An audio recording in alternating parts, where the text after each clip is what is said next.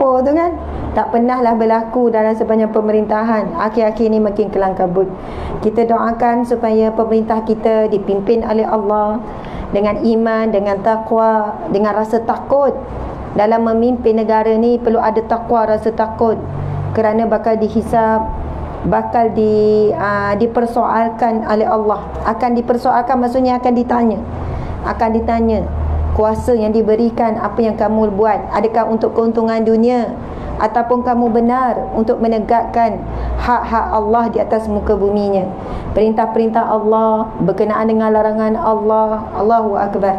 Jadi ramailah pemimpin ataupun ni bukan cerita politik tiba-tiba ustazah nak kempen ke, tak ada, tak masuk petanding ke, tak ada. Tapi subhanallah, pemimpin akan ditanya, rakyat juga akan ditanya. Hadis Nabi kan, kullukum ra'in wa kullukum mas'ulun an ra'iyatihi. Setiap daripada kamu adalah pemimpin. Kamu ni jangan nampak orang lain, kita. Hadis Nabi ni ditujukan untuk setiap manusia. Nabi sebut kullukum, setiap daripada kamu. Tak terlepas. Makcik takut ustazah, cik jual goreng pisang je. Tak ada pemimpin apa-apa, mimpin kedai goreng pisang je. Makcik pula suri rumah je. Nak kena tanya juga ke pemimpin? Makcik bukan pemimpin mana-mana. Semua akan ditanya, tak terkecuali siapa pun. Nabi sebut kullukum ra'in, setiap daripada kamu adalah pemimpin. Wa kullukum, dan setiap pada kamu mas'ulun an ra'iyatihi, akan ditanya, akan dipersoalkan, akan dihisap akan apa yang dipimpinnya. Kalau dia tak ada keluarga, tak ada anak, dia sebatang kara, dia memimpin dirinya, dan dia akan ditanya sejauh mana dia menjalankan tugas sebagai rakyat. Hadis Nabi tu sambung, setiap raja adalah pemimpin, dia akan ditanya akan kepimimpinannya. Setiap rakyat adalah pemimpin, dia akan ditanya akan kepimpinannya. Bukan kita kata jawablah esok, nak sangat jadi pemimpin. Kau rasalah. Dan kita yang bukan pemimpin, rakyat juga akan ditanya sejauh mana kita memilih pemimpin yang benar-benar Allah redha. Sejauh mana kita ini berada di belakang pemimpin yang membawa kita ke syurga dan sebagainya. Macam ceramah politik dah ni. Allahu Akbar. Tu dia. Okey. Kemudian Nabi sambung lagi. Setiap tuan adalah pemimpin, dan dia akan menjadi pemimpin kepada, ia akan ditanya akan kepimpinannya. Seorang hamba pun pemimpin, Nabi kata. Seorang suami adalah pemimpin dalam rumah tangganya. Seorang isteri juga adalah pemimpin dalam rumah tangganya. Mereka semua akan ditanya akan kepimpinan. Jangan pula kita rasa sedap hati ibu-ibu, makcik-makcik. Ketua rumah tangga kan suami, dialah yang jawab esok. Pandailah dia menjawab. Kan? Dialah yang jawab esok depan Allah terhadap kita, terhadap anak. Tak, kita juga akan ditanya. Sebab kita juga diberikan akal yang sempurna. Kita diberikan kemampuan untuk berfikir. Kita diberi kemampuan untuk ikhtiar, untuk melakukan apa-apa tindakan, usaha. Betul atau tidak? Jadi kita akan ditanya sejauh mana kita memimpin dalam rumah tangga. Bab mendidik anak, bab suruh anak sembahyang, bab apa? Bab solat anak, berkenaan dengan tanggungjawab kita di rumah. Dan janganlah kita terpersona dengan kata-kata yang tidak adil dalam bab rumah tangga. Kan ada setengah ayat tu sedap lah kita orang perempuan kalau dengar. Bab apa? Kerja rumah ni orang lelaki semua, perempuan pembantu je. Yang perempuan kau tak nak masak tak berdosa. Kan? Sebenarnya nyapu, lipat kain, jemur kain semua orang lelaki. Kita orang perempuan ni, habis tu perempuan buat apa makcik? Perempuan layan suami je. Saya kata takkan begitu letaknya kedudukan kita seorang wanita yang diberi oleh Allah akal, yang diberi oleh Allah ilmu, diberi oleh Allah kudrat. Bahkan wanita itu lebih halus kalau dalam bab mendidik. Lagi teliti dia dalam bab membentuk akhlak anak-anak, dalam bab cek ibadah anak, dalam bab kewangan. Saya nak tanya, siapa lagi teliti? Kalau bab duit lah, siapa yang kedekut, siapa pemurah? Tiba-tiba confuse jawab. Okey, siapa yang dalam rumah tangga lah, siapa yang kedekut biasanya? Isteri ke suami? Marilah, orang lelaki tak ada ni, kita perasan je. Suami orang lelaki kedekut kan? Marah orang lelaki, biarlah. Okey, Kalau dalam bab boros pula, siapa? Tahu tak apa. Eloklah tu. Kan, suami kedekut berkira, isteri pula memboros. Ada perempuan kamai lagi, kira-kira duit bang, kita kena jibat ni bulan ni bang. Ui, awak tengok ni, dia kira detail tu. Ui, tengok, tak sampai tengah bulan kita dah sesak dah ni. Kalau betul-betul tak jimat, tak kira betul, oh kamai lagi. Tiba-tiba lusa tu ada kawan mari bawa iklan. Kan, iklan, benda tu memang dia sukalah, dia nak. Bang, benda ni bukan selalu ni murah macam ni. Sampai kiamat pun tak dapat dah harga macam ni bang. Lupa dah kira-kira dia itu. Kita beli ni nanti saya akan adjust kita punya kewangan. Tak ada masalah, cukup. Jangan risau. Boleh pula dia cari akal tu kan. Jadi ataupun tak apa bang, kita beli je. Ini untuk jangka masa yang panjang. Kalau tak grab hari ni kita rugi masa depan. Kadang-kadang ya kita diuji begitulah. Suami agak kedekut, isteri pula boros. Dua-duanya adalah satu bukan sifat yang baik. Masya Allah. Yang eloknya pemurah. Pemurah bukan sampai membazir. Membazir pula, berbelanja sampai membazir, hukumnya haram. Saudaranya syaitan. Na'udzubillah min zalik. Alhamdulillah, subhanallah, muslimin, muslimat sekalian. Terima kasih pada semua yang hadir. Jauh ni Banting ni. Saya tenaga petang ni makin low lah. Tapi semangat yang ada akan diteruskan perjuangan ni. Start daripada 1 minggu ni, start daripada hari Selasa lah, Isnin tu tak, dia straight non-stop. Non-stop. Hari Khamis tu saya pergi Kuantan, lepas tu terus balik sampai malam. Pagi tu pergi Aikim, lepas tu bertolak hari Jumaat ke Kelantan sampai 7.30 terus ceramah. Pagi Sabtu saya ada ceramah di Kelantan habis dalam pukul 1. Lepas tu kedua ada program di Yadim semalam. Jadi sampai malam tadi dekat pukul 3 pagi. Lepas tu pagi tadi di Sungai Buloh, sekarang di sinilah. 3 hari 2 malam tak jumpa anak-anak. Macam tu lah. Jadi kalau ikutkan malam tadi, ingat nak terus balik Seremban, tapi bila tengok jam, kalau balik Seremban pukul 4 pagi. Jadi lebih baiklah sebab pukul 7 nak keluar balik, nak pergi Sungai Buloh kan. Jadi Alhamdulillah anak-anak kami 7 orang tu, kita bukan ada maid yang duduk rumah, tapi pengasuh anak yang kecil tu dia datanglah tidur rumah. Bila kami keluar 3 hari ke 4 hari ke, yang pengasuh anak tu suami dia izinkan untuk duduk kat rumah, untuk tidur jaga. Alhamdulillah Allah mudahkan. Jadi kita ada anak kecil ni lain sikit rasa rindu tu kan. Bukan tak rindu yang besar, tapi yang kecil ni kan lain, tidur sekali apa kan dia cari. Adalah baby yang setahun lebih, ada yang 3 tahun. Masya Allah. Anak saya kan 7 orang. Yang besar dah tingkatan 2, dia dah boleh tolong jaga adik-adik. Alhamdulillah. Dan petang ni saya jumpa orang Banting, tapi saya dengar tadi ada yang daripada Johor kan. Tapi semua orang Malaysia ke ni? Ya, wah nampak macam Mak Saleh belaka sebab tutup ni tu kan. Semua lawa yang orang Banting ni, Masya Allah. Jangan buka lah tapi semua nur cahaya, bahagia, gembira. Seronok tak jumpa saya?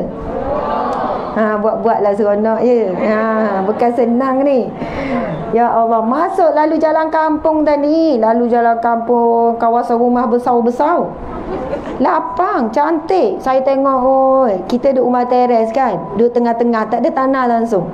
Bila tengok besar-besar, saya kata mencabar kat sini kalau nak buat majlis ilmu, sebab rumah tu jauh-jauh kan. Tapi Alhamdulillah petang yang barakah ni mencabar lagi, sebab ibu-ibu sekalian tengah kenyang tu. Suara pun tak keluar, tersekat dekat perut tu. Betul kan kenyang? Saya pun kenyang. Asalnya lapar, dia bagi nasi ayam. Sedap pula tu. Memang jadi banyak sikit makan. Alhamdulillah, terima kasih.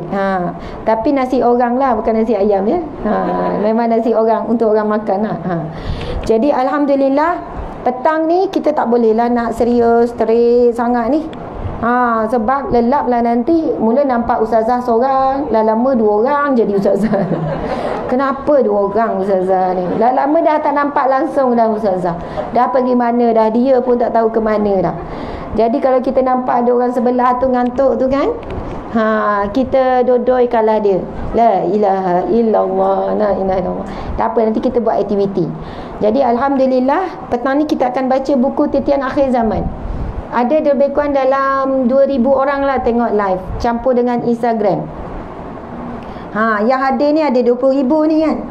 Yang nampak, yang tak nampak kita tak tahu kan. Termasuk yang berada di rumah tu.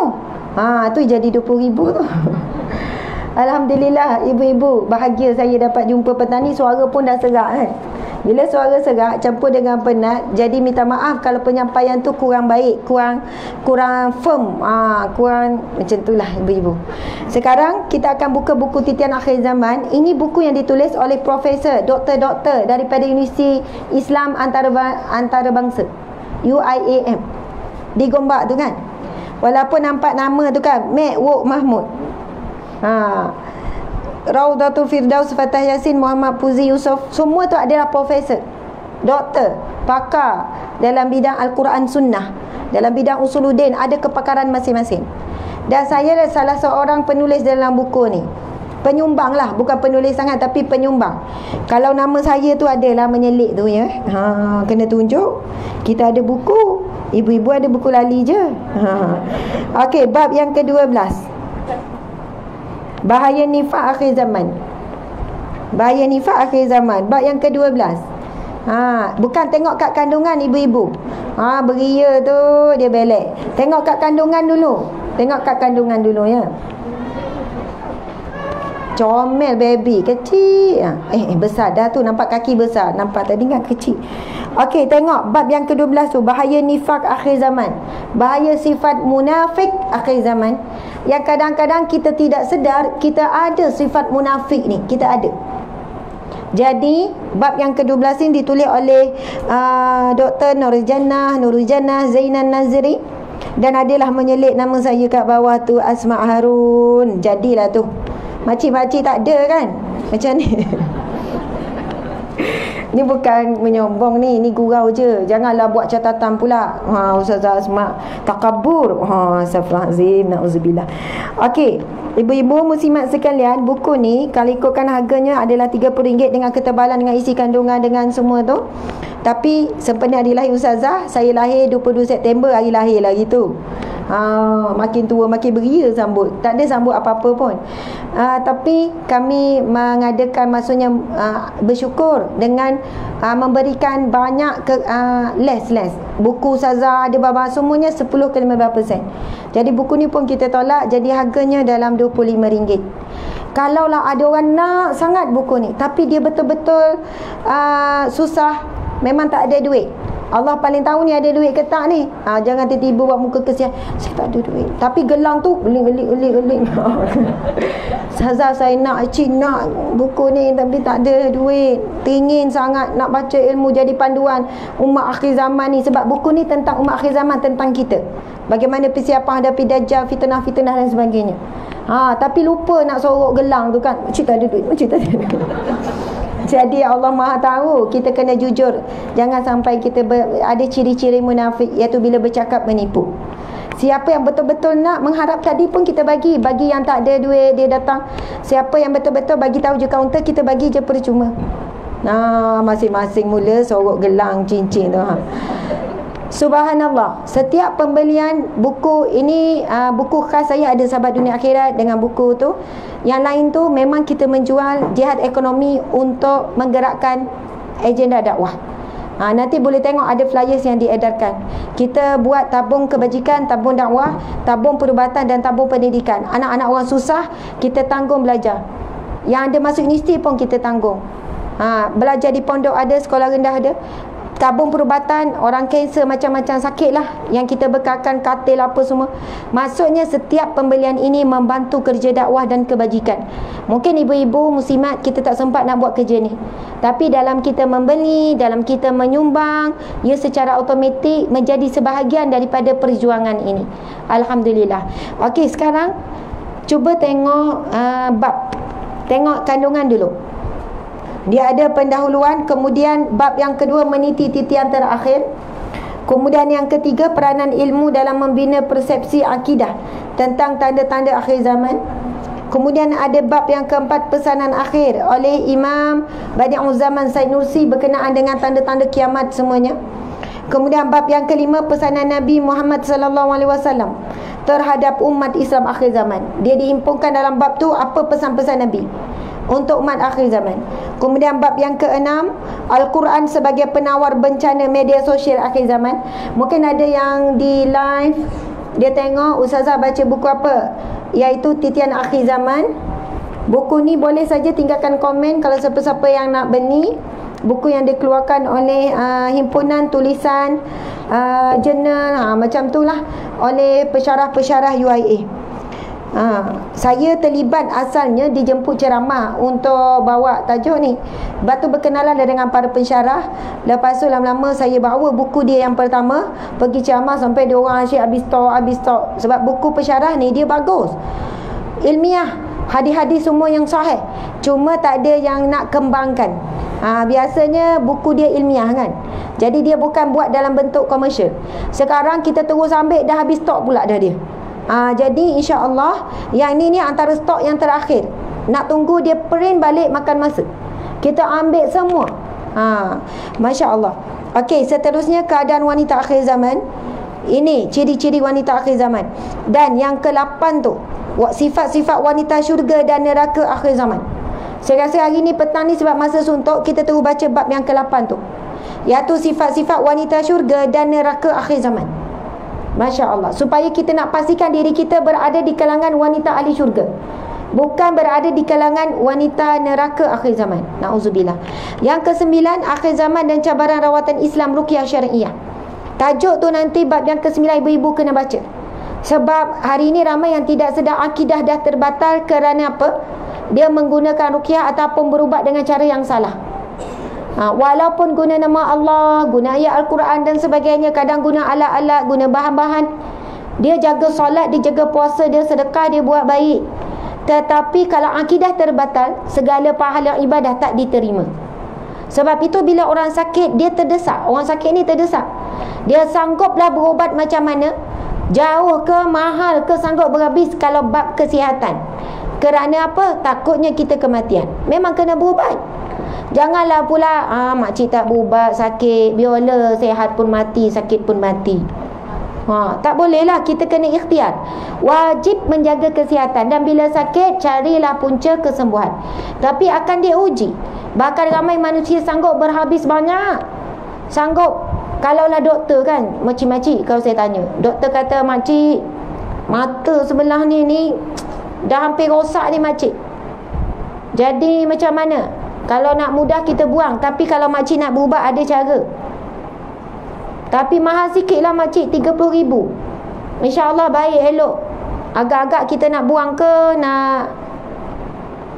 nak pulihkan mata tu ke nak ambil lah doktor, ambil lah, nak sangat ambil. Tak ada, kita akan sanggup berhabis.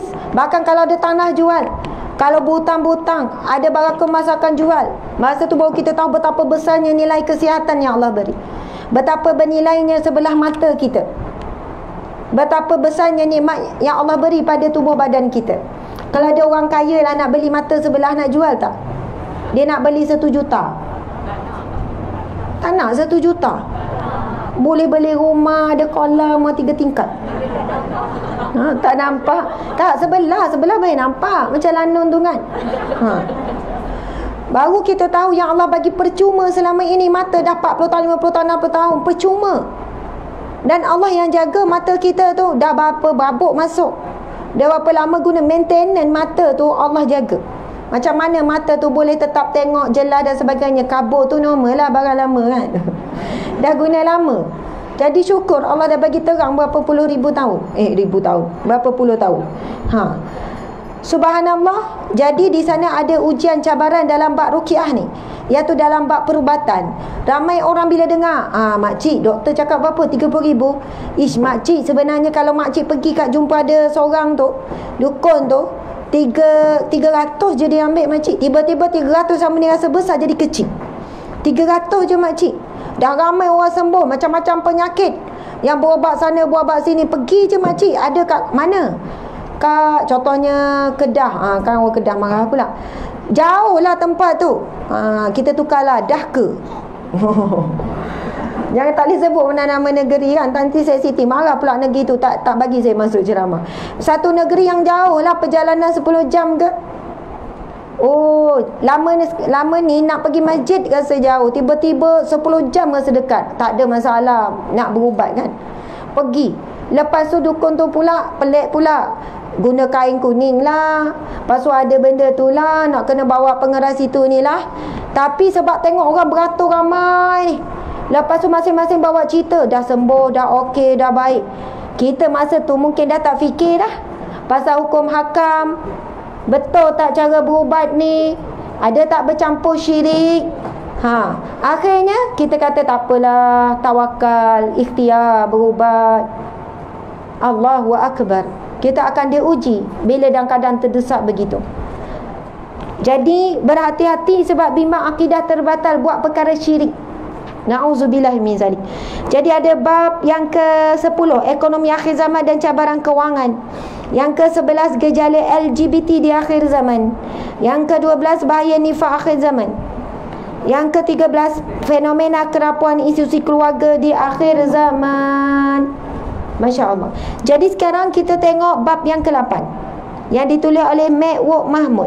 Sedap nama dia kan, Mewok Mahmud. Senang. Bab yang ke-8 muka surat 98.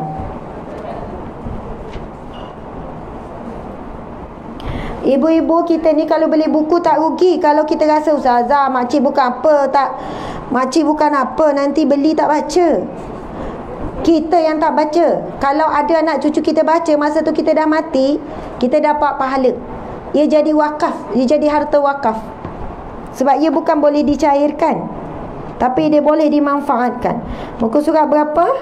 98. Sifat-sifat wanita syurga dan neraka akhir zaman. Oh, tajuk pun dah risau tu kan. Tajuk kita hari ini adalah fitnah akhir zaman. Terima kasih ya yang hadir di live. Okey, saya nak duduk pula. Bismillah. Boleh tinggi. Tengok air banyak nak suruh saya habiskan. Masya Allah, alhamdulillah.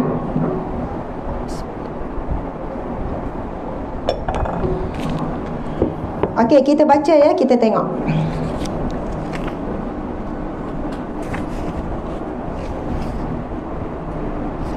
Kita buka terus muka surat 102. Depan tu tengok MacBook ni, tapi tak tulis. MacBook ni antara, subhanallah, ada nanti kat belakang dia punya biografi dia ada pada belakang sekali MacBook ni. Subhanallah, tawadhu jadi orang ni. Saya nak tengok jap MacBook ni sebagai apa. Mewok Mahmud, PhD, merupakan seorang Profesor Madya di Jabatan Fiqh dan Usul Fiqh UIA. Masya Allah. Itulah dia. Okey, namanya Mewok Mahmud, Profesor Madya, Dr. Mewok Mahmud. Tajuk sifat-sifat wanita syurga dan neraka.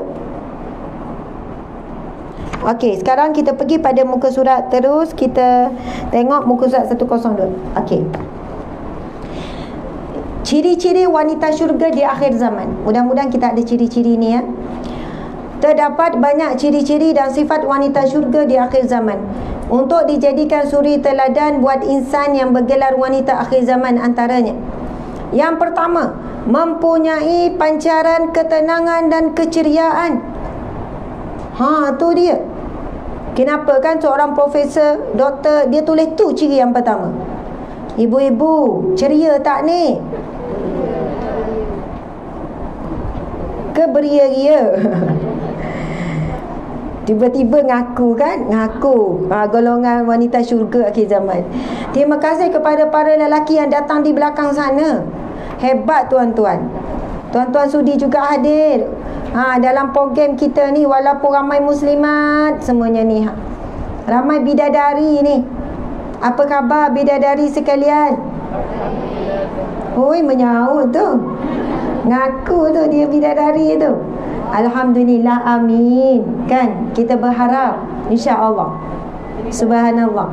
Wahai wanita solehah, perhiasan terindah bidadari di jannah, apa khabar semua? Baik, alhamdulillah, masya-Allah.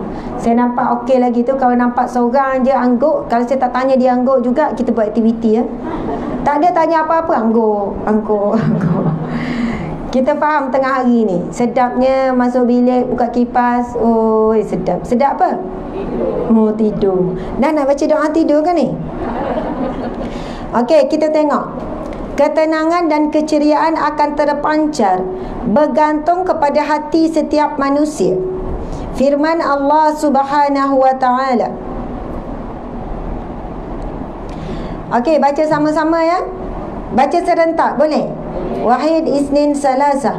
Bismillahirrahmanirrahim. Walau nasha'u la'araynakahum fala'araftahum bisimahum. Sadaqallahul azim. Pendek je. Maksudnya, dan kalau kami menghendaki, nescaya kami tunjukkan mereka kepadamu sehingga kamu benar-benar dapat mengenal mereka dengan tanda-tandanya. Jadi tanda-tanda ahli syurga dapat dilihat daripada perilaku, akhlak, peribadinya ketika di dunia. Seorang yang hidupnya senyum, gembira, ceria, ia bukan sebagai satu tanda bahawasanya hidup tu tak ada masalah. Bukan sebagai tanda sebab dia orang senang, orang lapang, sebab orang kaya, tidak. Sebab senyuman yang ikhlas, yang terpancar daripada hati, kebahagiaan yang sebenar, dia datang daripada sifat redha dengan ketetapan Allah. Dia datang daripada sifat sabar dan sifat bersangka baik. Masya Allah. Macam saya datang petani kan, saya tengok wajah ibu-ibu sekalian ceria. Kat rumah ni ceria tak? Ya, dengan suami senyum, ceria.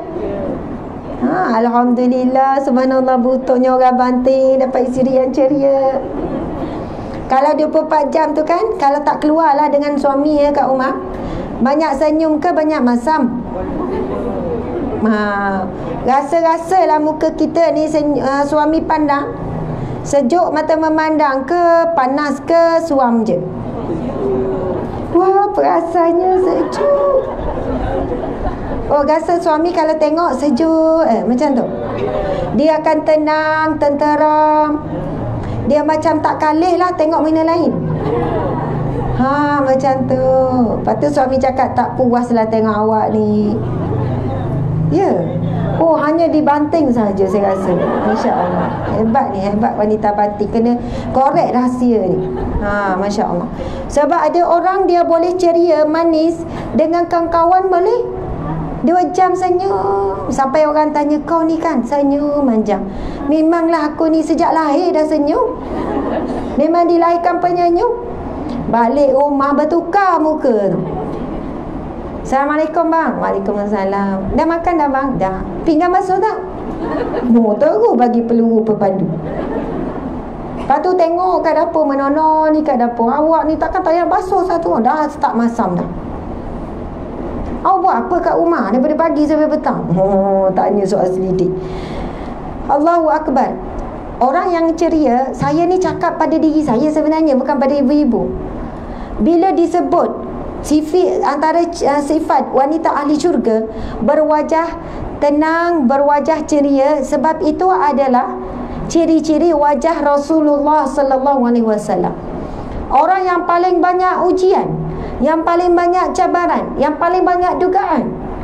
Kalau dalam buku ni, dalam buku Sahabat Dunia Akhirat, nanti kita buka, ada satu muka surat ni, bagaimana saat Rasulullah diludah dengan air liur. Kita pernah tak orang ludah dengan air liur kat muka kita? Maksudnya kita ni, ujian kita ni memang rendah je ibu-ibu. Nabi Muhammad ni sebaik-baik manusia, kekasih Allah, semulia-mulia akhlak. Macam mana Nabi dalam keadaan kedudukan yang sangat tinggi, sangat hebat tu, tak pernah nyakitkan hati orang tu. Dia berhadapan dengan orang benci sungguh-sungguh, bukan benci main-main. Benci sampai nak bunuh. Ke ada kita ni sedang dalam diekori dalam ada orang nak bunuh ni? Tak ada kan? Kalau benci pun orang untuk itu je lah. Tapi Nabi Muhammad kita berhadapan dengan situasi nak dibunuh, dicaci, dihina, dikata gila, diludah, dibaling pasir. Maksudnya ujian bukannya main-main, bukan ringan, yang paling berat. Satu ketika Nabi Muhammad SAW dalam keadaan apa? Dibaling dengan pasir, diludah dengan air liur, bukan pada badan, bukan pada tangan dia, pada wajah. Subhanallah. Kemudian datanglah seorang kanak-kanak kecil pergi menyapu wajah si ayah. Kemudian bila ditanya siapakah kanak-kanak itu, kemudian ada sahabat menjawab, itu adalah Zainab. Masa ni Zainab kecil. Subhanallah. Dan Zainab menangis tengok ayahnya diperlakukan begitu. Lalu apa jawapan Rasulullah kepada anak anda Zainab? Rasulullah jawab, wahai anakku, jangan engkau kecewa, jangan engkau sedih, jangan engkau bimbang. Sekiranya satu hari nanti ayahmu akan mati terbunuh kerana jalan Allah, kerana perjuangan ni. Masya Allah. Maksudnya di sini kita bukan kata tak boleh sedih bila ada benda musibah, benda sedih-sedih lah. Tapi bukan berlarutan lama, sampai berhari-hari, sampai berbulan-bulan, sampai bertahun-tahun. Memang kita sedih kalau kematian suami, kita sedih kalau kematian anak, kematian ibu ayah. Tapi janganlah biarkan diri kita berlama meratapi takdir Allah, sedangkan ada takdir Allah yang lebih indah di hadapan sana. Jika kita cepat-cepat memilih untuk redha, cepat-cepat memilih untuk melepaskan, kerana suami bukan milik kita, anak-anak bukan milik kita, bahkan diri kita sendiri bukan milik kita. Masya Allah, Allahu Akbar. Jadi wanita ahli syurga ni mempunyai pacaran ketenangan dan ceria ni. Dia bukan kita ni kadang bergantung pada hari tu. Kalau hari tu hari tu apa kita panggil, tak ada ribut, tak ada taufan, kita ceria lah. Tiba-tiba pagi-pagi suami dah buat perangai, satu hari dia masak. Maksudnya sifat ceria dan tenang ini dia bukan menggantungkan kepada keliling. Ada orang, Ustazah saya ni sebenarnya saya ni penyayang, saya ni lemah lembut, tapi sebab perangai suami tu saya jadi kasar. Maksudnya dia gantungkan diri dia pada suami, pada anak. Saya Ustazah sebenarnya saya bukan macam ni, tapi saya jadi kasar kat rumah. Buat budak-budak tu menguji sabar sungguh lah. Bertempih saya gerak. Saya cakap pada diri saya sendiri ni ya. Bila kita selalu meletakkan untuk sabar, untuk jadi tenang, untuk jadi ceria pada sekeliling, kita tak akan dapat. Tapi kalau kita nekat, ya Allah aku nak mempunyai akhlak yang mulia. Antaranya Rasulullah SAW sentiasa berwajah ceria. Para sahabat sebut, para isteri Nabi pun sebut. Jarang, bahkan tidak pernah ada sahabat Nabi ni tidak pernah aku melihat wajah Rasulullah melainkan dalam keadaan tersenyum. Bukan Rasulullah sentiasa bahagia, Rasulullah ada juga sedih, derita, tapi sentiasa wajah tu senyum. Kalau kita buat satu hari lah macam tu, kok suami kita pelik kan? Senyum aja. Bang, tak apa bang, pinggan tu saya basuh. Senyum. Nampak kain yang bergulung, kain plekat kan, dia malah sangkut bergulung kat lantai kan? Tak apa bang, tak apa. Senyum. Mungkin kat nak tidur tu suami tanyalah kau kan, awak dah kenapa pelik sangat? Tak pernah awak macam ni. Tak apa bang, wajah ahli syurga. Jawab je tu kan. Bimbang ni suami kalau macam ni. Dia telefon anak-anak ni, balik cepat mak kau dah ada tanda-tanda dah ni. Tak pernah macam ni perangai dia, senyum pagi sampai malam. Mak kau kalau sehat dia bebel, hari ni dia tak bebel. Pelik sangat. Kan biasa orang nak dekat mati ni kan dia berubah. Dan mak kau berubah. Nak katanya kita ni macam jauh daripada sifat Nabi, akhlak Nabi, sunnah Nabi. Jangan letak syarat untuk memiliki akhlak mulia. Syarat kita orang keliling okey. Ustazah kalau suami saya okey, saya okey. Dah dia buat perangai, macam ni lah saya. Kalau dia okey memimpin ke syurga, saya insya-Allah jadi wanita syurga. Bahayalah macam tu. Allah bagi kita akal untuk berfikir. Kita sendiri ada daya kemampuan kita untuk berubah. Jadi jangan tangguhkan nak berubah. Dulu saya jadi perunding rumah tangga, ramai isteri macam tu. Ustazah nasihatkan sikit suami saya ni. Suami duduk sebelah, muka macam tak nak layan. Kenapa nasihat? Yelah Ustazah, dia kan suami, patut memimpin saya, memimpin anak-anak. Ustazah nasihatkanlah sikit supaya dia buat kerja dia sebagai suami, bertanggungjawab. InsyaAllah kalau dia baik, dia okey, saya pun akan berubah lah Ustazah. dah dia ketua, saya penolong. Oh. Tapi dalam bab shopping dia jadi ketua. Dalam bab berjalan dia ketua, bab cari makan pun dia ketua. Tiba-tiba bab menuju akhirat dia lepas tangan. Saya kata puan macam ni lah. Kalau puan pun yang memimpin dalam bab hidayah Allah, dalam bab kebaikan, dalam bab akhirat, tak ada masalah. Mungkin sebab Allah pilih puan, hati lebih lembut, rasa berdosa, rasa nak berubah, rasa nak pastikan ahli keluarga masuk syurga Allah, selamat api neraka Allah. Tak ada masalah puan yang memimpin. Bukan pemimpin jadi bang awak penolong saya ketua, tak. Tetap suami juga ketua rumah tangga. Tapi dalam hal demikian, kadang-kadang ada wanita yang dilebihkan dari sudut ilmu berbanding suami. Mungkin dari sudut perasaan ingin berubah, mungkin hidayah lebih kuat, taufik lebih kuat dengan seorang wanita ni. Lalu dia pun istiqamah, dia jaga ibadah, dia amalkan amalan-amalan tertentu, akhirnya dia kuat. Dan dia kuat berdoa, akhirnya suami berubah, anak-anak berubah, alhamdulillah. Tapi kalau dia letak untuk dia berubah dengan syarat orang lain berubah dulu, akhirnya dua-dua tak berubah. Yang ada adalah saling salah menyalahkan. Okey. Subhanallah. Muslimat sekalian, duduk. Masya Allah, Allahu Akbar. Okey, tengok orang sebelah, tengok orang sebelah semua. Tengok orang sebelah, dia duduk mana? Mata dia terbuka tak? Tengok orang sebelah. Masya Allah. Kenal tak orang sebelah? Kenal. Alhamdulillah, kenal. Okey. Sekarang tolong pilih jap pasangan, tapi jangan sentuhlah, jangan pegang. Tengok ada pasangan, ada. Tunjuk saya awak buat macam ni. Okey, sekarang tengok orang sebelah, kiri kanan. Tengok, jangan tengok saya. Tengok, tenung mata dia sampai menembusi hati dia. Macam tu Okey. Sekarang ikut saya ya, ikut saya. Tengok, jangan tengok saya, tengok orang sebelah. Assalamualaikum. Saya nak cakap sikit. Kamu, awak, janganlah tidur.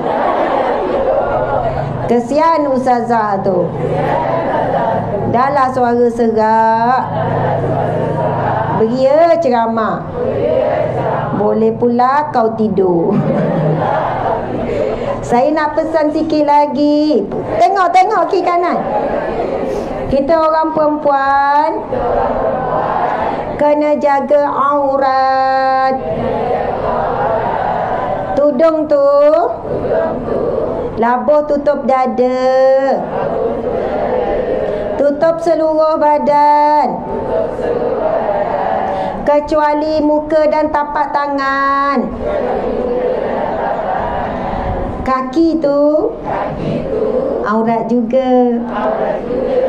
InsyaAllah sejuk di sana. Memanglah rimas panas sikit, tapi tak apa. Dunia sementara. Saya nak cakap lagi. Kita orang perempuan kenalah lemah lembut, cakap sopan, lagi dengan suami. Kita ni Allah ciptakan semula jadi pemalu. Jadi besarkanlah sifat malu.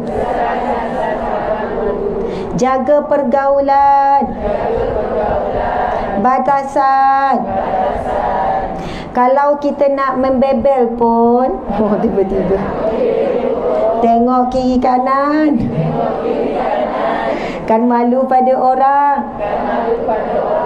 Paling utama malu pada Tuhan. Ingat tu. Kau pun samalah.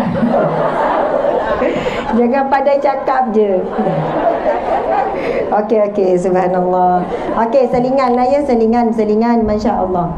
Hai, kalau tak, saya tak tolong, saya tak tahulah, kan saya ceramah seorang. Okay, subhanallah, bolehlah ya, menceriakan sikit. Okey, sekarang pusing balik, tengok balik saya, masya-Allah. Okey. Jadi kita sambung tu keterangan tu. Dalam ayat yang lain dijelaskan mengenai tanda-tanda keceriaan di wajah mereka. Orang yang wajah ceria ketika hidup, insya-Allah akan bertemu dengan malaikat yang berwajah ceria. Malaikat apa? Tiba-tiba. Malaikat apa? Nak jumpa malaikat apa? Nak jumpa tak malaikat Israel sakaratul maut? Tak nak? Tak nak akan jumpa. Nak lari mana? Kullu nafsin za'iqatul maut. Setiap yang bernyawa pasti akan mati. Kita ni dah tak lama nak jumpa malaikat Israel ni. Aduh ni dia ni. Kan? Malaikat sakaratul maut, malaikat maut.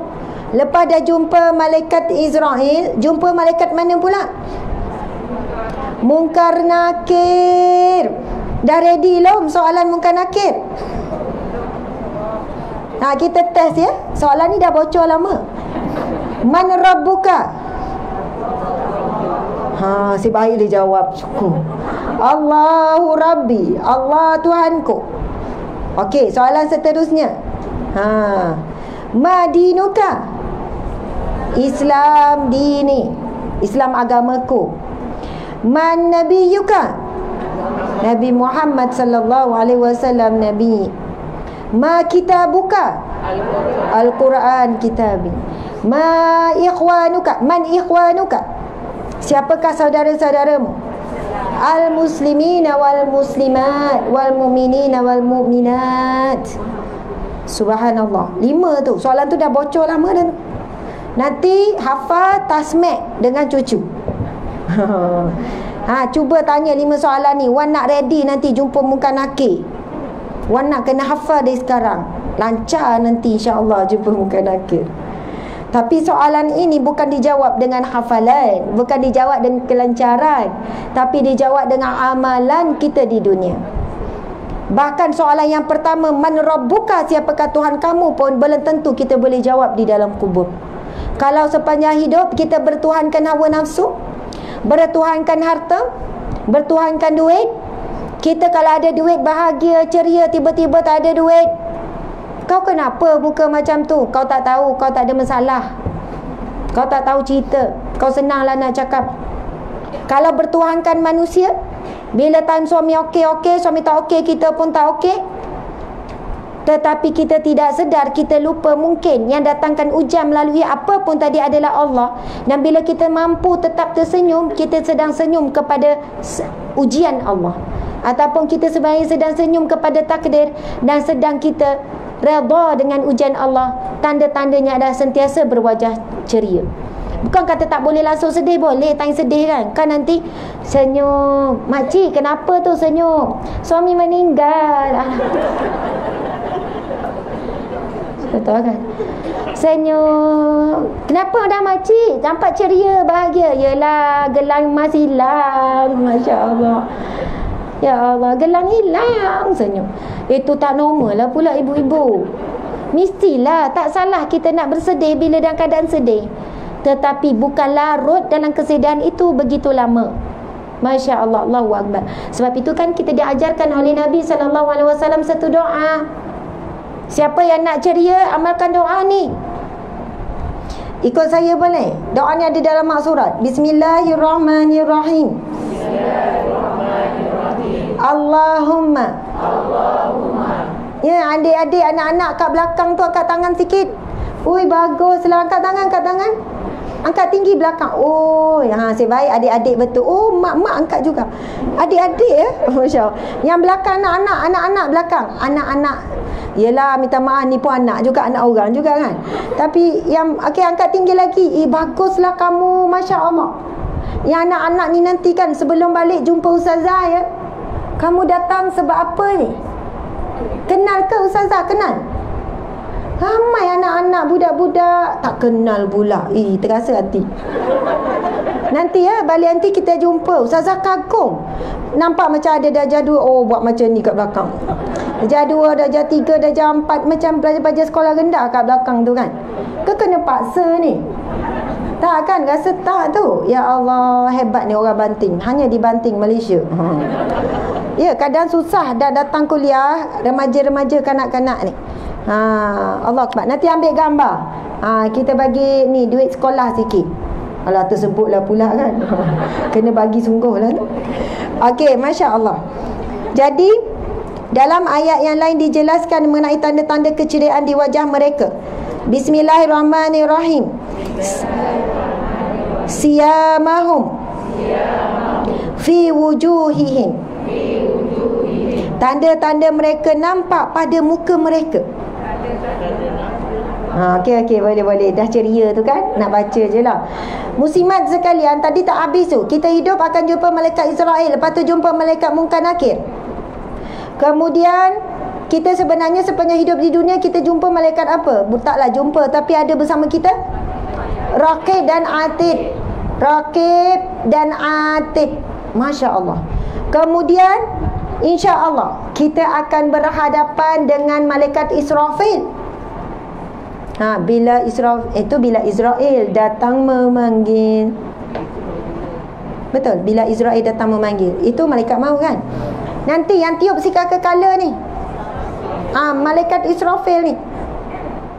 Ketika itu kita semua akan dipanggil untuk menuju ke Madang Mahsyar. Tiup angin sangkakala ni, malaikat Israfil. Kemudian mudah-mudahan kita akan berakhir berjumpa dengan malaikat Ridwan.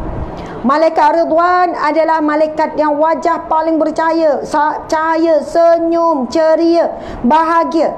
Kerana apa? Malaikat Ridwan dia menjaga pintu syurga. Dia punya seronok, dia punya mengalukan kedatangan ahli syurga bila nak masuk. Dan wajah malaikat yang paling menakutkan adalah malaikat Malik, iaitu penjaga neraka. Dengan wajah yang bengis, dengan wajah yang menakutkan dan keadaan kemarahan. Apabila penghuni neraka yang Allah marah, yang Allah murka, mereka mula nak masuk ke dalam neraka. Bahkan ramai manusia tak nak. Kemudian dia akan panggil, dia akan tarik. Ada malaikat-malaikat lain yang bertugas untuk mengheret. Sebab apa disebut? Kalau bab neraka, dia akan guna perkataan dalam Al-Quran ke dalam hadis Nabi, diheret, dicampak. Sebab semua enggan, tapi akan diheret, dipaksa. Tapi bila melibatkan ahli syurga, mesti kalimah yang akan digunakan dalam Al-Quran, salamu qawlam min rabbir rahim, salamun alaikum bima sabartum. Banyak lagi lah. Sebab mereka akan dijemput. Kalau Allah berfirman dalam satu surah, dalam satu ayat yang salamun alaikum bima sabartum, ayat sebelumnya Allah berfirman yang berbunyi, yang bermaksud apabila masuk ni, ahli-ahli syurga nak masuk syurga ni, berdiri seluruh para malaikat di setiap penjuru syurga. Penjuru syurga ni tak tahu besar mana, dan tak tahu berapa ramai malaikat yang akan berdiri. Lalu para malaikat pun memberi salam, salamun alaikum bima sabartum. Salam sejahtera ke atas kamu disebabkan sabar kamu di dunia dahulu. Macam-macam sabarlah kita. Sabar ngantuk dalam kuliah. Tiba-tiba kan, uish, macam mana ni? Ustazah perasan juga akhirnya. Dia ingat duduk belakang tiang, Ustazah tak perasan. Itu mujahadah kita. Saya tahu ni, penat ni kan, maka kenyang duduk ni sebab saya ceramah. Kalau saya duduk, saya dah tidur lama. Kalau saya tertidur, pelik sangat berceramah tertidur. Tapi saya pernah terlampau letih, tak cukup rehat, tak cukup tidur, tengah ceramah online. Saya yang ceramah, bukan orang lain. Saya tengah bercakap, boleh lelam. Bayangkan, saya kata, ya Allah, minta maaf. Tak sedar kadang-kadang tu berlaku macam tu kan. Sebab dia berturut tu, tak cukup tidur dan sebagainya. Jadi kita ni banyak sabar. Orang kaya pun sabar. Sabar apa? Sabar dalam mendidik hati dia untuk sentiasa bersyukur kepada Allah. Bukan senang ya. Dalam keadaan senang, dalam keadaan sehat, dalam keadaan bahagia, nak bangun tengah malam bersyukur pada Allah bukan senang. Yang senangnya kalau dalam keadaan sakit, dalam keadaan sedih, dalam keadaan kecewa untuk bangun malam, itu lebih mudah. Tapi dalam keadaan senang lenang, anak pun elok, suami pun elok, makan pun kenyang, nak bangun 30 minit satu perkara yang berat. Nak bangun 1 jam lagi berat. Rupanya ujian dalam bentuk musibah lebih mampu kita lalui berbanding ujian dalam bentuk nikmat. Sebab itu dua-duanya sabar. Dan pintu yang antara pintu yang luas untuk masuk ke dalam syurga adalah babus sabr, iaitu pintu sabar. Sebab itu kita minta dengan Allah, Allahumma ja'alna minas sabirin. Ya Allah, jadikanlah aku di kalangan hamba-hambamu yang sabar. Sabar dalam setiap ujian, sama ada nikmat ataupun musibah. Allahu Akbar, Masya Allah. Jadi tadi nak baca doa, sebenarnya doa yang Nabi ajar tu.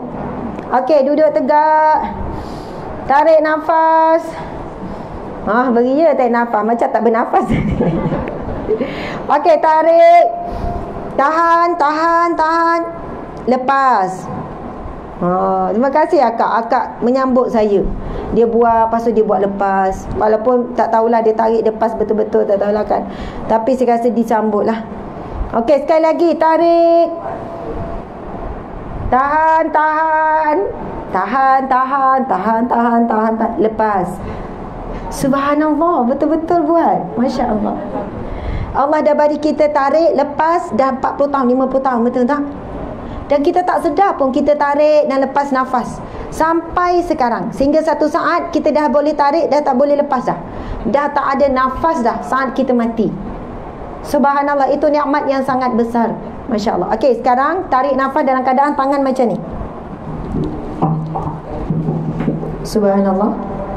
Tangan tu macam ni. Tarik nafas, tarik. Lepas tu saya sebut takbir. Lepas tu ibu-ibu Allahu Akbar. Boleh tak? InsyaAllah, insyaAllah. Okey.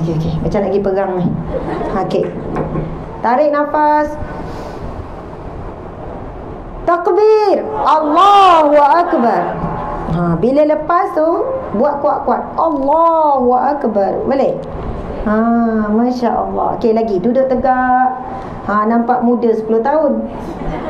Okey. 1, 2, 3. Tarik. Takbir. Allahu Akbar. Oh, semangat. Masya Allah, luar biasa. Hanya dibanting Selangor, Malaysia. Okey, adik-adik kat belakang tu, Ustazah tak nampak anak-anak. Buat tak? Buat. Ustazah nak tengok kamu berdiri.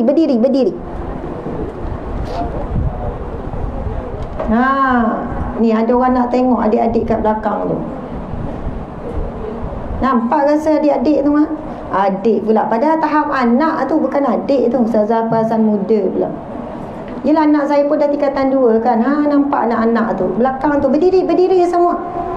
Dengar tak Ustazah ceramah? Ke tunggu nak makan skrim tu? Okey. Bismillahirrahmanirrahim. 1, 2, 3. Tarik. Takbir. Allahu Akbar. Oh, subhanallah, hebat. Suara dia orang belakang tu kalah kita kat depan. Masya Allah. Allah Akbar.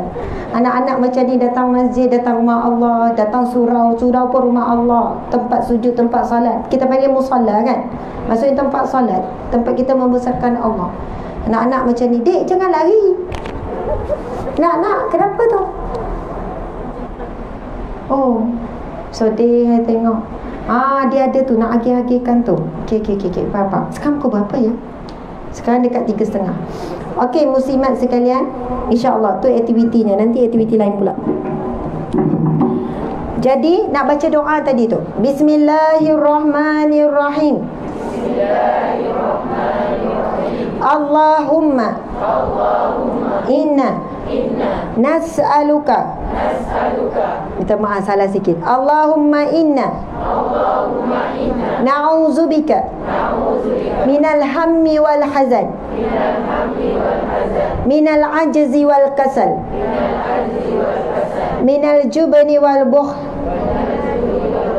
min ghalabati daini wa qahri rijal.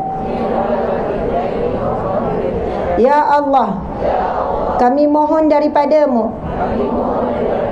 kami mohon berlindung daripadamu daripada sifat sedih dan duka cita yang berlebihan,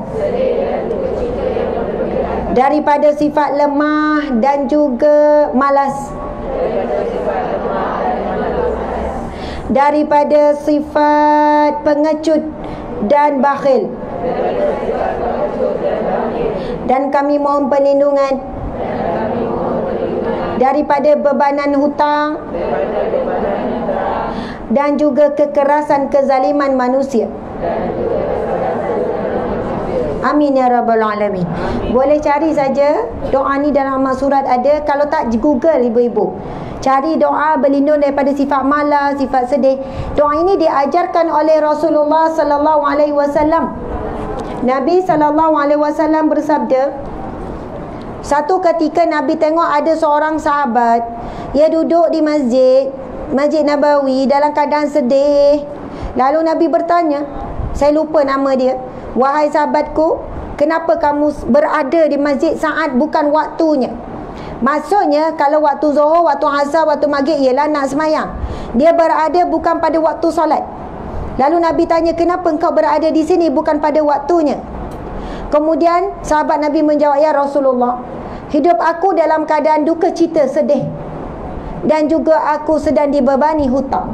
Lalu Nabi pun bersabda, maukah kamu aku ajarkan satu doa yang apabila kamu beramal dengannya, maka Allah akan hilangkan kesedihanmu dan Allah akan menyelesaikan hutangmu walaupun hutang kamu setinggi gunung. Kita ni kalau hutang boleh tak tinggi gunung? Tak adalah kan? Tak adalah banyak macam tu. Lalu Nabi mengajarkan doa tu, Allahumma inni a'udzubika minal hammi wal ahzan wa a'udzubika minal ajzi wal kasal wa a'udzubika minal jubni wal bukh wa a'udzubika min ghalabati daini wa qahri rijal. Subhanallah. Saya kan ada seorang mualaf namanya Kak Farah Ustazah Uhti Farah Leong. Kalau siapa biasa ikut saya banyak buat live kan di page Ustazah Asma. Follow tak Ustazah Asma? Follow. Cu tunjuk betul ke? Ke follow orang lain? Bersungguh makcik nak tunjuk. Sebab ada banyak nama Ustazah Asma. Ya, betul makcik, tengok sikit. Tengok. Tak keluar makcik sudah. Subhanallah. Ni follower Tega ni. Masya Allah. Sekarang live. Ni kita ambil muka makcik ni. Mana makcik sekarang live? Tu dia makcik kita. Yang sedang tunjuk tu, dah masuk. Nanti balik tengok tunjukkan anak-anak ya. Masya Allah. Okey. Jadi ada seorang hamba Allah ni namanya Farah Leong, mualaf masuk Islam. Kanser stesen 4. Nanti rujuk makcik ni ya, mana satu. Sebab nama page yang dibina atas nama Asma Harum banyak. Yang betul-betul satu, muka saya dengan suami pakai tudung purple. Yang tu lah. Jadi yang lain tu kita pun tak kenal. Ustazah Asma Harum fan club pun kita tak tahu siapa yang buat. Tapi tak apalah kan, dia menyebarkan kebaikan. Jadi kalau tengok ada satu video live tu, ramai-ramai orang menangis tengok. Uhti Farah Leong ni seorang mualaf, aktivis kami juga, aktivis dakwah, buat kerja amal, buat kerja dakwah, bantu mualaf, sebarkan Islam kepada non-Muslim dan sebagainya. Dia kanser stesen 4. Tapi kalau tengok dia dalam live tu, tak macam kanser stesen 4. Kemo dah habis dah. Berapa trip kemo, kanser semakin merebak, bukan semakin pulih. Dah pergi ke paru-paru, dah pergi ke tulang-tulang sampai berlubang, macam-macam lah. Tapi sampai hari ini, hampir setiap hari datang pejabat. Semalam kemo dah lepas, kita kata tak payahlah kak duduk kat rumah Ustazah, saya lagi sihat, saya nak mati di jalan dakwah. Kita kalau tengok semangat dia, yang kita penat apa? Dengan kesan kemo, dengan dia dah gugur rambut, tangan pun dah gigil, kuku tu berbelang-belang. Kita tahu kesan kemo macam mana. Dan bila jumpa doktor, bukan result positif makin baik, bukan doktor kata Alhamdulillah dah makin tak. Sentiasa dah habis proses kemo, tunggu result, kanser semakin merebak. Tapi dia datang pejabat bukan dengan Ustazah, kanser saya makin merebak, saya tak tahu tak. Datang, Ustazah apa khabar? Baik. Kak Farah macam mana? Apa result doktor semalam? Ustazah, Allah tetap nak uji lagi keimanan saya. Allah, Cina kan, pelak Cina, Allah tetap mau uji keimanan saya Ustazah. Dan result semalam, kanser saya semakin merebak, semakin bertambah. Tapi tak apa Ustazah, saya yakin dengan Allah. Peraturan Allah terbaik. Perancangan kehendak Allah lebih baik daripada kehendak saya. Kalau ikut kehendak saya Ustazah, saya nak sehat. Dia ada anak 3 orang, dan 3-3 anak dia kami ambil kerja sama-sama, buat kerja dakwah sama-sama. Sebab dia orang ada kemahiran Chinese, bahasa Cina. Dia orang boleh dakwah kepada non-Muslim bahasa Cina. Kita bayar semua gaji, kita bagi semua allowance, kita bayar semua. Hasil daripada apa? Kita ada staff 30 orang, hampir 30 orang. Kalau nak ikut kenyang sendiri, cukup untuk keluarga kami dah cukup. Fikirkan dakwah, bersungguh berniaga. Kalau ikut malu saya malu. Nak berniaga, jual tu jual ni, dulu saya malu. Tapi bila kita berkongsi rezeki dengan ramai orang, dan kita nampak matlamat dakwah tu, kita tolak tepi rasa malu. Walaupun orang kata ustazah sekarang dah berniaga. Setiap masuk duit berniaga, masuk satu akaun yang dipusingkan semula untuk kerja dakwah. Supaya kita ni tidak terus meminta-minta, mereka boleh full buat kerja dakwah, tak kerja lain. Kita bayar gaji standard yang mereka tak perlu nak buat part time tak. Yang mereka buat sepenuh masa kerja dakwah, dan kerja dengan kami ramai yang tak boleh tahan. Sebab ujung minggu pun kerja, malam pun kerja, kadang 3 hari 2 malam. Sebab itu Allah tapir, tapi hampir 30 orang yang memang Allahu Akbar, mujahadah yang sangat tinggi. Tapi kita ada jugalah cuti. Bukan tak ada cuti straight giliran. Sebab kita ada buat kuliah hujung minggu, kita ada ngajar-ngajar kelas-kelas untuk asnaf, fakir miskin, untuk mu'alah pada malam hari. Jadi inilah yang ramai-ramai ni. Masya Allah, kebajikan kita jaga, EPS semua kita bagi. Tapi saya nak cerita pasal Kak Farah ni. Dia kata, masa saya muda dulu ustazah, masa saya bekerja dulu, ada gaji besar, macam manager macam tu lah. Sebab dia pun ada degree apa, bahagian kewangan, bahagian HR apa. Tapi ketika itu dia kata dia banyak hutang. Masa ni dah masuk Islam tapi belum beramal dengan Islam. Awal-awal masuk Islam belum tutup aurat, belum solat, macam tu lah. Sampai ketika ustazah dia kata, saya terdetik, dia ada cerita bagaimana hidayah betul-betul sampai. Dia kata mula-mula sampai hidayah Islam. Ya, dia masuk Islam. Tapi hidayah iman belum sampai. Nak jadi hamba Allah beriman yang soleh belum sampai. Dia cuma jadi Muslim je, ucap syahadah, tapi belum tutup aurat, belum solat, belum apa. Setelah berapa tahun, macam mana nak dapat hidayah untuk iman? Ini ayat dia power. Masa tu saya kata betul lah. Tak semestinya Muslim itu mukmin. Tak semestinya Muslim itu mukmin. Masya Allah. Jadi di kalangan kita ni ramai orang Islam tapi belum mukmin, orang beriman. Dia kata hidayah nak dapat Islam, nak dapat iman tu ustazah, Allah datangkan ujian. Macam tu lah. Ujian apa? Ujian sakit. Ujian sakit yang pertama, kanser dia datang, menyebabkan dia bila pergi kemo, jadi dia tak boleh datang kerja sempurna. Dia kerja pula dengan syarikat company Chinese kan, straight. Bila dia dah berapa kali cuti apa semua, dia terus diberikan surat untuk berhenti kerja. Dia kata masa tu saya down sangat. Saya sangat down. Sebab dah lah sakit, lepas tu diberhentikan kerja. Dan dialah dia antara peneraju keluarga. Maksudnya tanggung anak-anak, ada 3 orang anak, semua perempuan. Peneraju keluarga lah untuk cari rezeki keluarga dan sebagainya. Dia kata macam bertimpa-timpa ustazah. Tapi masa itu Allah masukkan ke dalam hati saya untuk berubah. Dan saya tanya pada diri saya sendiri masa tu, kau nak begini sampai bila? Kau nak begini sampai bila? Dia guna ayat tu. Soalan tu tertanya pada diri dia. Kemudian akhirnya dia pergi belajar. Start daripada tu ustazah, saya mula tutup aurat, saya jaga solat, saya pergi belajar. Tetapi ujian Allah datang lagi banyak, bertimpa-timpa lagi. Dia berhenti kerja tu, dia jadi rakan ziarah, pergi menyantuni mualaf, fakir miskin dan sebagainya, buat kerja amal. Namun ustazah, akhirnya keimanan yang teruji itu Allah tunjuk satu persatu. Yang hutang saya masa diberhentikan kerja, hutang saya banyak. Bank cari hutang tu banyak dan keadaan duit tak ada. Tapi dia kata, apa yang saya amalkan, doa yang Nabi ajar tu. Orang bukan Islam tapi keyakinan tinggi. Orang mu'alaf, minta maaf, mu'alaf keyakinan tinggi. Doa yang kita baca tadi, Allahumma inna na'udzubika minal hammi wal hazan wa a'udzubika minal ajzi wal kasal wa a'udzubika minal jubni wal bukhli wa a'udzubika min ghalabati daini wa qahri rijal.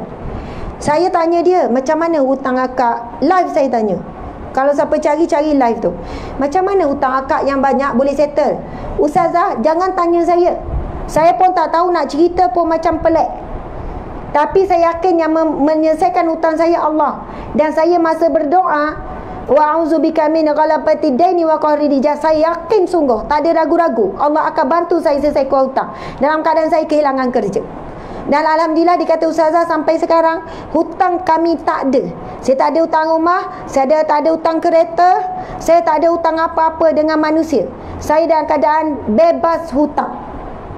Adakah dia orang kaya? Tak, ibu-ibu sekalian. Tahu tak kereta yang dia guna dah lebih 20 tahun, kereta buruk. Itu kereta yang daripada dulu dia datang jumpa saya. Rumah dia, rumah kos rendah, rumah murah, Dalam rumah dia tak ada sofa, bahkan almari pun tak ada, baju dia susun. Tapi dia kata akak orang kaya sebab tak ada hutang. Ada orang dia rumah besar, kereta besar, hutang banyak. Itu sebenarnya orang miskin, hidup berhutang. Orang kaya yang sebenar, jiwa lapang, tidak terikat dengan hutang. Memang kami tak ada apa-apa. Dia Farah Leong digelar apa? ATM fakir miskin. Saya sebut macam tu sebab saya pun banyak hutang ibu-ibu. Bukan saya nak bidas orang lain, saya nak tuju diri saya. Saya pun banyak hutang. Hutang kereta tak habis hutang. Allahu Akbar. Tu dia cakap saya hutang. Aduh, berdebar.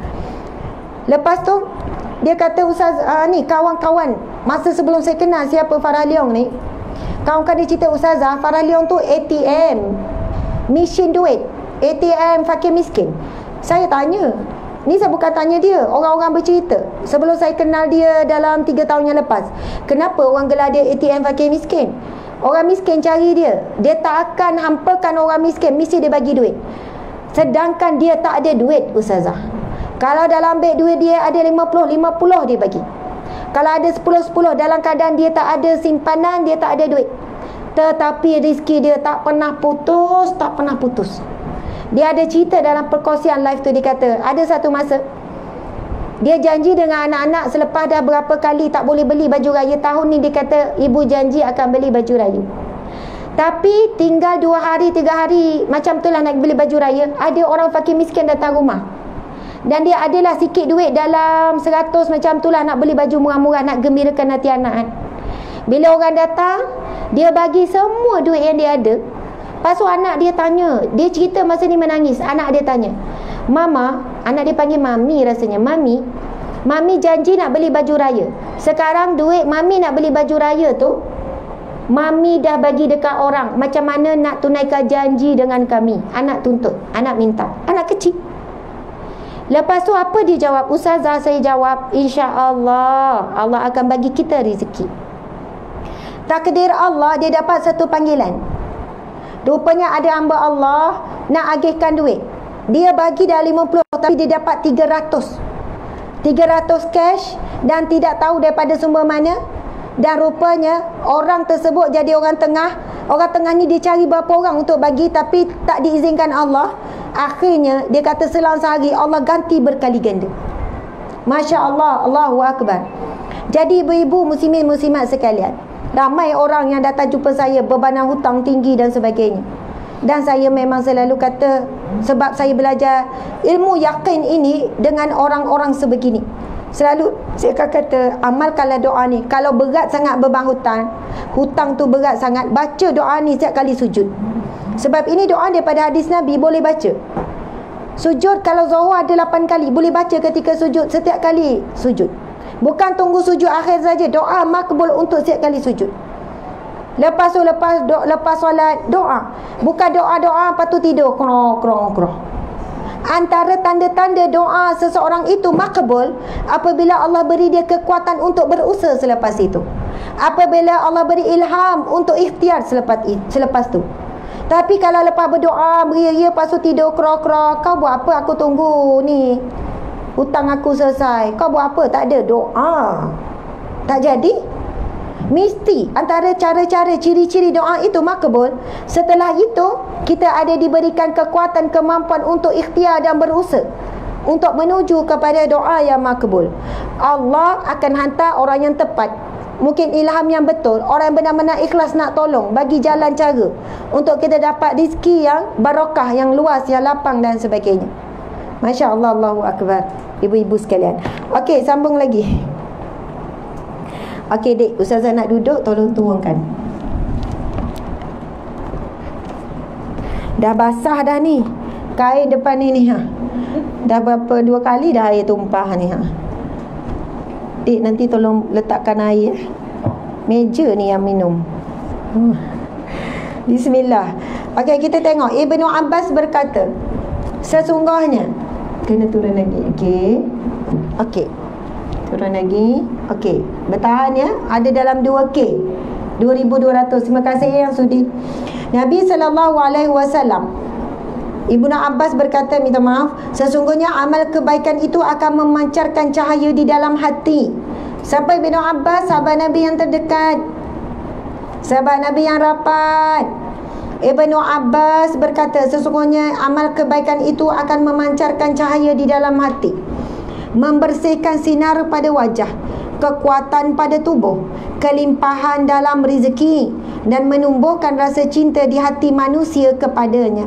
Sesungguhnya amal kejahatan itu akan menggelapkan hati, menyuramkan wajah, melemahkan badan, mengurangkan rezeki, dan menimbulkan rasa benci di hati manusia kepadanya.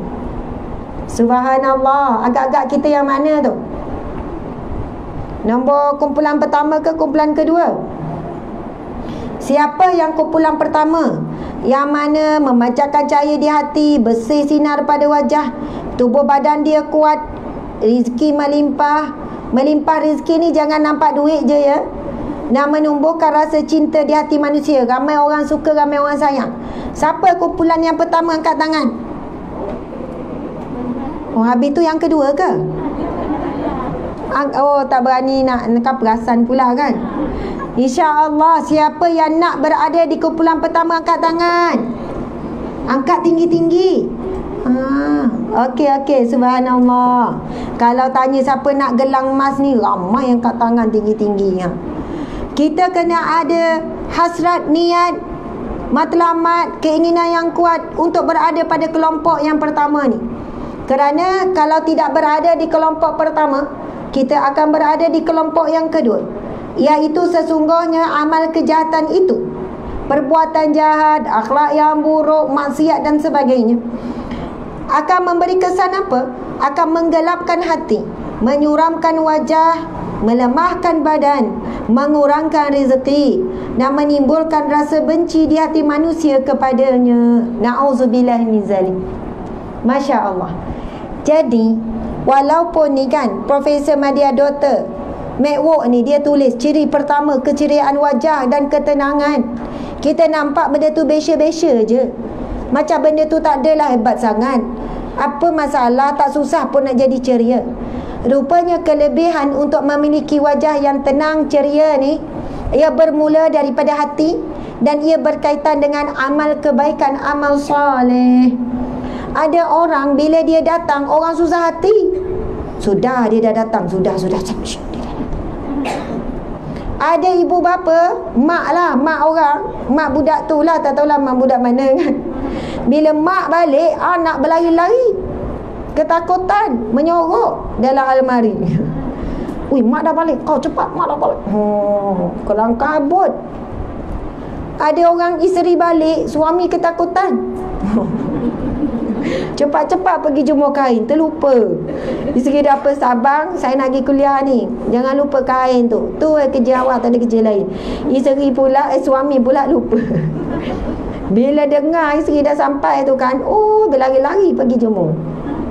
Masya Allah. Bukan saya kata keadaan ni teruk sangat, tapi jangan sampai kehadiran kita menggusarkan hati orang-orang.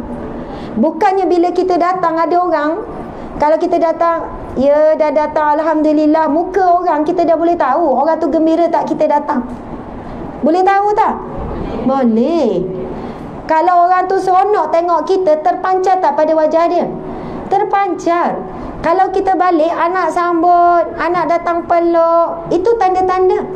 Tapi kalau balik, anak tak perasan, sampai ke dapur pun anak tak perasan lagi. Kalau anak kita balik sekolah tak cari kita, tu ada masalah tu. Tapi kalau rapat dan baik hubungan kita dengan anak, dia balik sekolah dia cari, Umi mana? Nak datang salam ke, nak jumpa, dah setengah hari, satu hari tak jumpa kan.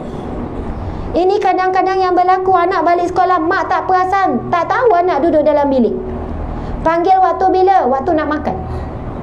Contoh. Jadi orang yang berwajah manis tenang ini datangnya daripada hati yang baik. Jadi kita ni ibu-ibu tak ada pilihan melainkan untuk memiliki hati yang baik supaya jadi orang yang baik, masuk tergolong di kalangan as-salihin, orang-orang yang soleh. Inilah ciri-ciri ahli syurga, wanita syurga. InsyaAllah boleh ya hari ni, cuba satu hari. Tak ada marah-marah, senyum sampai tidur. Boleh tak? Boleh.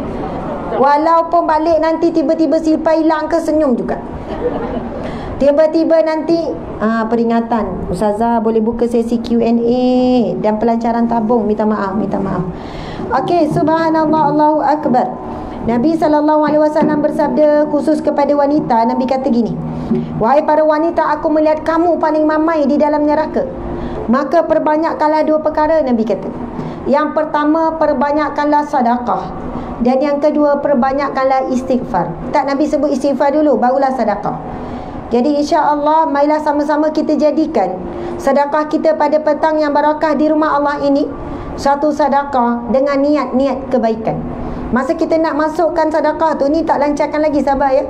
Masa nak masukkan ni, tabung kebajikan Imam Surau Kemalangan Teruk, 24 hari bulan 9 2020. Hari ni 27. Maksudnya dalam 3 hari lepas lah ni.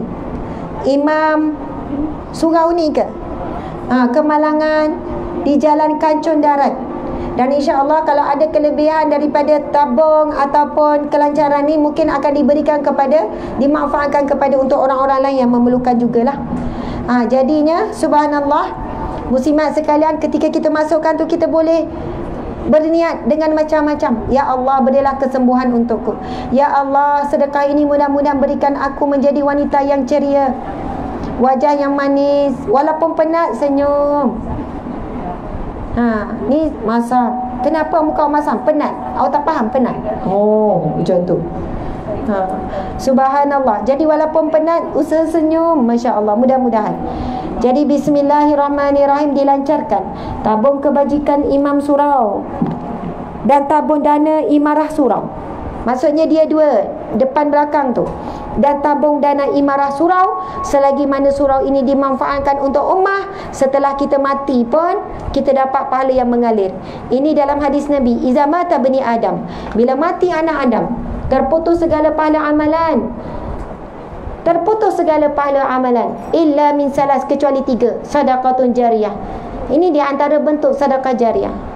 Okey ibu-ibu, subhanallah, boleh ya? Okey, dayang-dayang, bidadari-bidadari, dah mula tu kan. Pakai warna purple ada, coklat ada. Masya Allah, mudah-mudahan Allah terima sedekah kita. Ya Allah, terimalah sedekah kami. Berilah kesihatan kepada tubuh badan kami, kekuatan kepada jiwa kami, ya Allah. Murahkanlah rezeki kami, ya Allah, daripada sedekah ini, ya Allah. Ya Allah, sedekah ini, ya Allah, Engkau terimalah, ya Allah. Kami lakukannya dengan penuh keikhlasan, ya Allah. Dengan satu jumlah yang kami sayang, yang kami cinta, kami berikan kepadamu sebagai tanda cinta, ya Allah. Jadikanlah anak-anak kami, ya Allah, Rabbi habli minas salihin.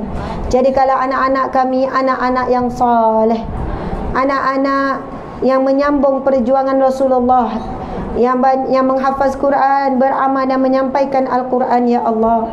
Ya Allah, jadikanlah sedekah kami ini junnah, iaitu perisai daripada min azabil qabr, daripada azab kubur.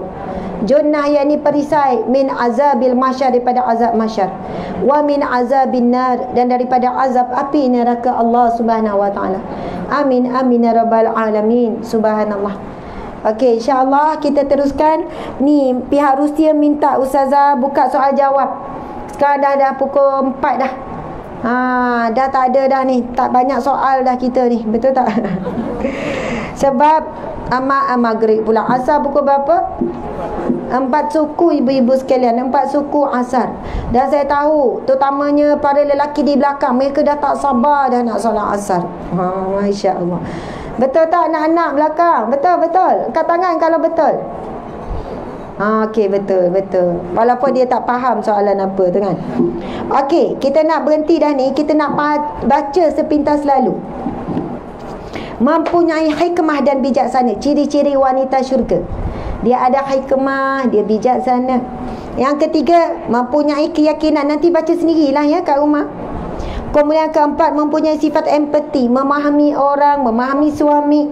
Bukan dia nak suami dia je faham dia. Dia juga belajar memahami suami, memahami anak, memahami kawan. Yang kelima, aktif dan produktif. Itu dia. Cuba kita baca firman Allah di belakang muka surat 104. Baca sama-sama ya. Bismillahirrahmanirrahim. أني لا أضيع عمل عامل منكم من ذكر أو أنثى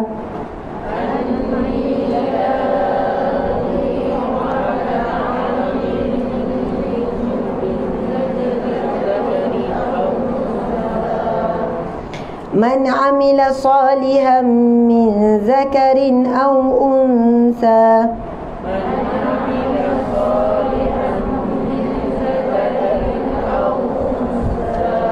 وهو مؤمن فلنحيينه حياة طيبة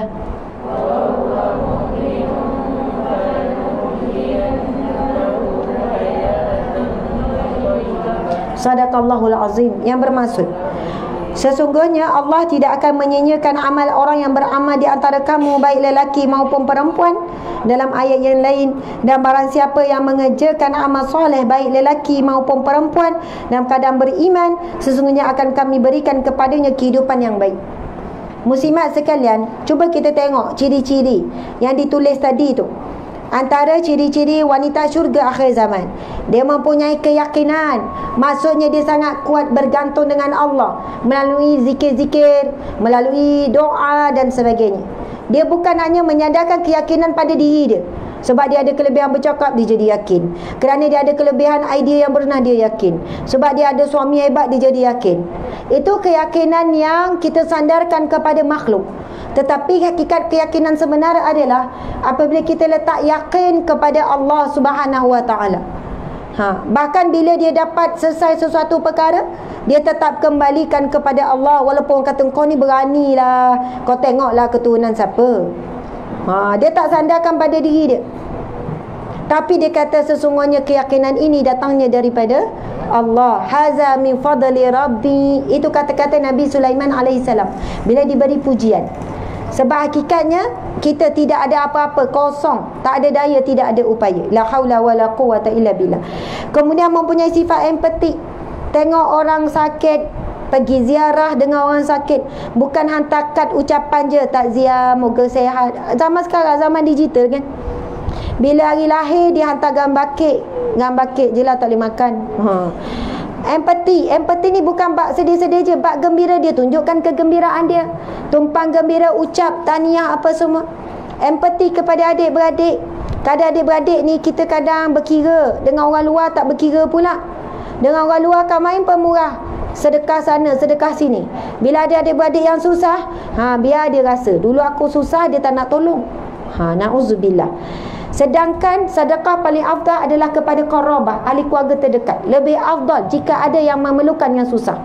Lebih afdal, lebih utama, lebih banyak fadilatnya berbanding beri orang yang jauh. Sebab setiap kali beri kepada qarabah, ahli keluarga terdekat, dapat dua pahala. Satu, sedekatun jariyah, pahala mengalir. Yang kedua, sedekah qarabah. Ada dua catatan sedekah bila kita bagi kepada ahli keluarga terdekat. Ini berdasarkan hadis Nabi yang sahih. Okey, kita tengok aktif dan produktif. Hebat. Ada orang perempuan ni kan, wanita ni, macam mana nak tutup ni? Ada wanita ni kan, aktif je. Kita tanya, puan kerja apa? Nampak macam cikgu. Tak, Ustazah, saya bukan cikgu. Habis tu puan kerja apa ya? Nampak macam orang bekerja kan? Tak, saya suri rumah. Saya bekerja di rumah, pengurus hal ehwal domestik. Pengurus hal ehwal dalaman. Payah ni. Sebab jadi ni, suri rumah ni dia menteri macam-macam. Tak suri rumah pun menteri jugalah. Ni kot yang tutup dia. Dia nak bercakap juga. Cubaan. Tak. Ini ustaz kita kat belakang. Okey, menteri kewangan pun kita, menteri pelancongan pun, menteri perpaduan anak-anak bergaduh pun kita kan. Menteri makan minum, menteri kesihatan, menteri pendidikan. Betul tak ni? Menteri kebersihan. Semua kaut belaka. Semua menteri kita. Subhanallah. Insya-Allah kita tengok tadi yang Ibnu Abbas sebut, kalau hati tu baik, Allah akan bagi kekuatan pada tubuh badan. Sebab itu kita akan jumpa orang yang buat kerja sesuatu kerana Allah, dia luar biasa. Sehat, ringan, ceria. Saya 2 hari lepas, bukan 2 hari lepas, semalam ada ceramah kat Kelantan. Ada seorang pakcik umur 73. Dia juru kamera. Saya ceramah di masjid Sultan Yahya Petra, tak silap saya. Masjid besar, orang penuh sampai belakang. Yang bahagian lelaki sama ramai dengan perempuan, mungkin 1,000 lebih kot kehadiran. Penuh. Lepas tu ada seorang pakcik ni duk ambil gambar, bukan dengan telefon, dengan kamera canggih, kamera besar. Saya daripada awal masuk, Ustazah, pelan-pelan ambil gambar. Lepas tu tak berhenti. Bayangkan masa dia nak ambil angle yang terbaik, dia lalu celah-celah muslimat sebab ada kosong tu kan. Rupanya beria dia pergi tengah-tengah muslimat tu untuk ambil gambar saya ni. Lepas tu tengah-tengah muslimin pula. Lepas tu daripada kiri kanan saya pun panggil, pakcik sini kejap. Kita ni tengah ceramah kan, dia bersungguh dia ambil gambar. Pakcik nama siapa? Dia cakap ni, ada dalam live kat Kelantan 2 hari lepas. Malam tu. Nanti kalau siapa follow boleh jumpa. Saya temu ramai pakcik tu depan live. Lepas tu saya tanya pakcik umur berapa? 73 Ustazah. Kerja pakcik apa? Cameraman, unit media, ICT masjid. Saya kan dalam fikir, boleh pula pihak masjid lantik pakcik umur 73 dalam fikiran. Lepas tu dia kata, Ustazah, pakcik memang dilantik. Alhamdulillah. Dia kata setara mana imam nak lah. Kalau imam tak segak, dia berhentilah kita. Maksudnya, lepas tu kan, subhanallah, saya jumpa balik kat tempat makan. Rupanya nama dia Tengku apa, jadi orang panggil Pokku. Saya tanya Pokku sungguhlah ambil gambar dia. Situ sini kiri kanan, saya ceramah tak berhenti Pokku ambil gambar. Pokku letak mana gambar banyak-banyak, kita transfer masuk laptop Ustazah. Nanti kita pilih mana yang terbaik untuk pihak masjid ambil. Kadang-kadang pihak masjid tak tengok pun, tapi yang penting Allah tengok Pokku buat kerja. Pokku buat kerja ni berapa tahun tak dibayar, tak ada gaji, tak ada apa-apa. Pokku buat kerana Allah. Yang tu mahal ayat tu. 73, sehat, cergas. Orang lain duk makan, dia sibuk ambil gambar. Dia kata hari tu pergi Indonesia, ikut rombongan masjid dalam tahun lepas. Pokku ambil gambar tak berhenti, sampai orang sana duk tanya, Pokku ni kenapa tak berhenti ni? Ini memang tugas saya, ini amanah daripada Allah. Dia bukan sebut masjid, amanah pada Allah. Jadi dia kata bila balik, suka imam-imam suka tengok gambar comel, tapi gambar Pokku seorang tak ada. Sebab dia tukang ambil gambar. Lepas tu saya kata, Pokku, apa motivasi? Buat kerja kerana Allah. Bila buat kerja kerana Allah, Allah bagi sehat sebab buat kerana dia. Bila buat kerja kerana Allah, Allah bagi ringan. Allah bagi apa yang kita perlu, bukan kita mahu. Apa yang Pokcik perlu, Pokku perlu, anak-anak jadi. Alhamdulillah anak-anak semua jadi. Walaupun pitih tak ada, Pokku tak ada pitih. Moga-moga adalah harta untuk dalam kubur. Dia kata bila kita buat kerja kerana Allah, kena buat yang terbaik. Lebih baik daripada kita nak tunjuk ke manusia. Sebab manusia tak boleh balas apa yang kita buat, Allah boleh balas. Yang kita buat sebab nak dapat pahala daripada Allah, bukan manusiawi pahala. Oh, saya dengar ceramah sedap. Kena saya kata, ya Allah, hebat Pokku. Sebab itu Allah bagi badan sehat, muka ceria, senyum, manis. Lepas tu muslimat biasalah AJK tak betul-betul ambil gambar, Pokku lah tu kan ambil. Lepas tu dia punya ceria tu kan, 1, 2, 3, senyum, mani-mani, senyum. Dia duk puji orang semua. Oi lawa, oh senyum. Saya tanya Pokku, orang rumah mana? Dah meninggal, dah lebih 10 tahun, dah kan 10 tahun. Dah Pokku tak nikah ke? Kita tanya. Tak usah, orang puai Belana nak ke Pokku. Belana tu ramai lah, ramai nak Pokku. Pokku tak usah. Oh, kamai lagi. Tapi boleh tengok watak dia ceria, gembira. Allah bagi dia sehat, kuat sebab dia buat kerja kerana Allah. Dan dia kata prinsipnya buat kerja kerana Allah, ciri-ciri yang mesti terbaik. Muslimat, wanita, kita kemas rumah, kadang-kadang suami tak puji. Betul tak? Suami tak tahu bagaimana susah nak boleh rumah kemas tu. Tapi motivasi kita kemas rumah kerana Allah. Sebab Allah suka apabila seorang itu bila buat kerja, buat yang terbaik. Walaupun tak ada orang viral pun masuk rumah kita ambil gambar, wow, rumah terbersih dalam dunia, viral tak ada. Tetapi Allah sebut di dalam Al-Quran, faman ya'mal misqala dzarratin khairan yarah. Barang siapa lakukan kebaikan walaupun sebesar biji zarah, Allah akan beri ganjaran. Kita basuh pinggan, kemas, susun kecil besar-besar, susun elok, menyapu bersih-bersih. Memang orang tak tahu, anak tak tahu apa yang kita buat, tapi Allah ya basir, yang maha melihat. Allah ya syahid, yang maha menyaksikan. Allah ya sami', yang maha mendengar. Allah ya hasib, yang maha menghisap, menghitung semua amalan kita. Jadi kita tak kecewa kalau orang tak puji, orang tak kata apa, orang tak tahu apa-apa kita buat setiap hari. Jadi janganlah kita memandang rendah kedudukan kita dengan kita jawab seri rumah je, tak ada buat kerja apa. Seri rumah tak berhenti kerja. Dan kita buat yang terbaik. Sebab apa? Nak diperlihatkan kepada Allah, bukan kepada suami. Kalau suami puji, itu bonus lah. Suami tu kalau ada akhlak macam Rasulullah, menghargai, dia akan pujilah. Tapi kalau tak dapat, kita tidak akan rasa kecewa. Sebab kita buat ikhlas kerana Allah. Nanti tubuh badan kita sehat, wajah kita ceria, kita akan rasa bahagia dan nak membahagiakan orang. Walaupun kita tak dapat balasan, tak apa, tapi kita tahu Allah akan bahagiakan kita dengan syurganya. Amin ya rabbal alamin. Subhanallah. Takbir. Allahu akbar. Takbir. Allahu akbar. Takbir. Allahu akbar. Walillahil hamd. Sekadar itulah perkongsian kita ya. Tak ada dah ni banyak-banyak soal, tak ada soal deh. Sebab masa tu dah dekat sangat dah tu. Nak azan tu, masya-Allah, siapa yang nak jadi orang ikhlas, beramallah dengan doa iftitah tu. Kan dalam doa iftitah ada inna salati wa nusuki wa mahyaya wa mamati lillahi rabbil alamin.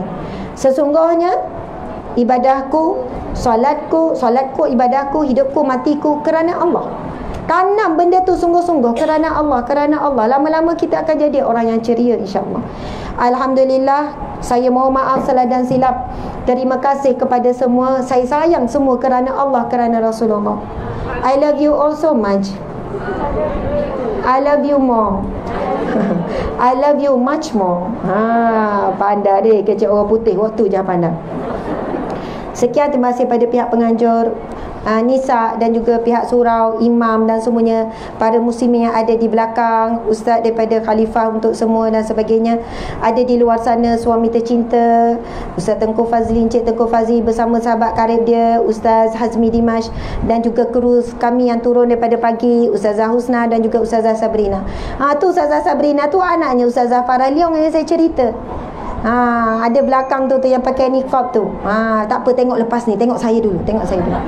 Okey, jadi insya-Allah di belakang nanti saya akan duduk di sana. Siapa yang berhajat untuk jumpa, nak saya autograf buku ni ke, saya tunggu. Walaupun ada sisa tenaga yang dah sedikit, tapi untuk mengembirakan hati, tanda kasih sayang, insya-Allah. Tapi ikut peraturan ya.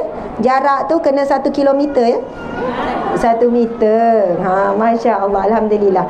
Sekian. Assalamualaikum warahmatullahi wabarakatuh. Waalaikumsalam warahmatullahi wabarakatuh. I love you too, Ustazah. I love you too. 3, 4, 5